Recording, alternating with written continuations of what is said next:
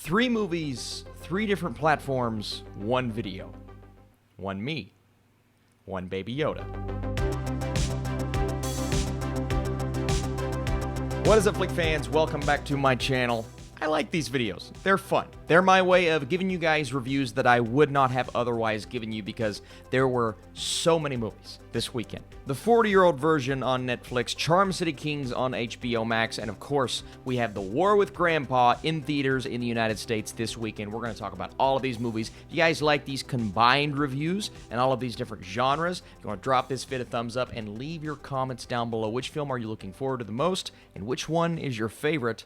Let's talk about it. Radha is a down-on-her-luck New York playwright who is desperate for a breakthrough before 40. Reinventing herself as a rapper, she jumps between the worlds of hip-hop and theater in order to find her true voice. Okay, hang on. Radha Blank, where did you come from? All right? I've heard some really good things about this movie. I saw that it went over to Netflix. I said, this is a good opportunity to get that out there, but is it going to live up to the hype? She not only writes this movie, not only directs this movie, she stars in this film, and it's all on her shoulders, walking that fine line between being a bit over the top. There's a bit of humor in this story, drama, of course, but it all comes down to what is her decision going to be at the end of the day? Is she going to stick to what she knows, and that is being a playwright who has been gone for so long out of the industry? But it all comes down to the fact that she's never really found her true voice, or at least the voice that she's always wanted to have. But now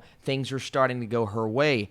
But usually in life, when that happens, that's the point where we step back and say, I don't know if this is my path. And she starts to get into the rap game a little bit. Some individuals begin to embrace her, begin to accept her as not only a really interesting and semi-awkward individual at times. A couple of scenes in here made me sit back and go, oh, I couldn't imagine being on that stage because it's so awkward. But she's really good. She is really good at rapping, and part of this comes from the fact that she is so smart when it comes to writing and finding the right words at the right time. But she's starting to become better at that on the spot. And at the end of the day, it all comes down to, where does my passion lie? Have I been building up to a point in maybe a way that doesn't necessarily benefit me as much as it looks like? Because even though I'm having success, or more success on the outside, externally, internally, I'm still feeling like I've not found my path just yet. And a lot of it spawns from her age. I mean, she is approaching 40, and that is an age in a lot of people's lives where they kind of have to sit back, reflect, and it feels like they're almost out of the loop when it comes to how the younger generation interacts, and even those that are 5 to 10 years younger. I mean, I'm feeling that way. And I'm like 25, all right? I've still got a ways to go before I get there. But it feels like everyone is going to hit this stage in their lives. And I can't say that I relate to her situation because I'm not there yet. But I was fascinated and intrigued and entertained by her situation, not only from the actual story itself, but just the look of the movie, the black and white. It is a beautiful film. And some establishing shots here, just down to the B-roll footage, is beautiful. Some of the shots of the city and New York in general, and just the interactions outside of our main plot threads, just people on a train. You know, it's these kinds of realistic and real. I think that's the word here. 40-year-old version is a real film. Sometimes it does slow down, and I know this is a common critique with me, a common criticism. It does slow down, and I was less interested maybe in the middle of the film than I was in the first act, and especially the final few moments, the final few scenes of the movie.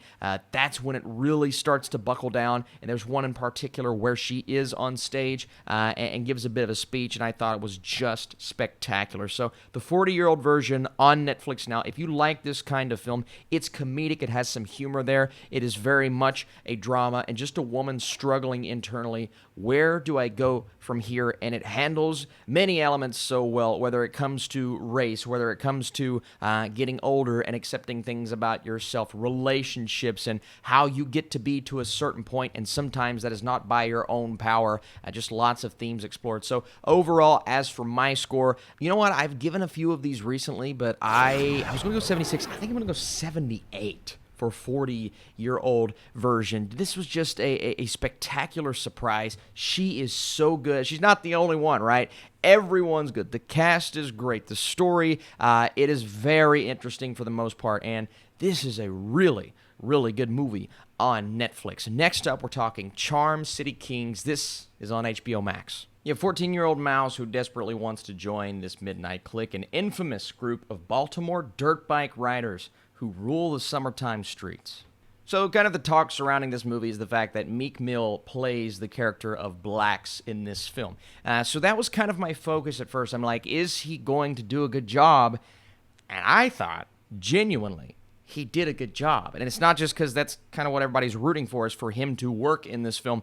But I really liked his character, especially towards the end. There are some emotional and powerful moments. And this story in general is powerful. I didn't only learn things about dirt bikes that I didn't know. It's really cool to see these kids' fascination. The story kind of runs through these riders, but also Angel Manuel Soto. Not extremely familiar, but that's the director here. And it is a very well-shot movie.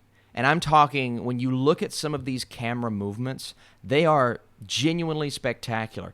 And I look at it, it's not the kind of film that you would think is one of the most well-shot movies of the year, but I genuinely believe the cinematography here is spectacular. It's actually Caitlin Arizmendi who did Swallow and Cam. It's a very well-shot film. Jahi Diallo Winston plays Mouse, and his crew, these kids, they're just trying their best to stay on the right path, because what they're surrounded by here, a couple of characters that really want to push them in the right direction, but there are also those that come in, make their mark, and it's just enough to push them in the wrong direction. Now, this film in general, I think the major issue here is the fact that there is a plot, there is a story, and it really comes down to the tenderness of our main character, of the character of Mouse, who, again, I thoroughly enjoyed. Some of the acting on that level with the kids that age maybe wasn't the best at times, but I think overall, especially a really powerful moment, again, in the third act.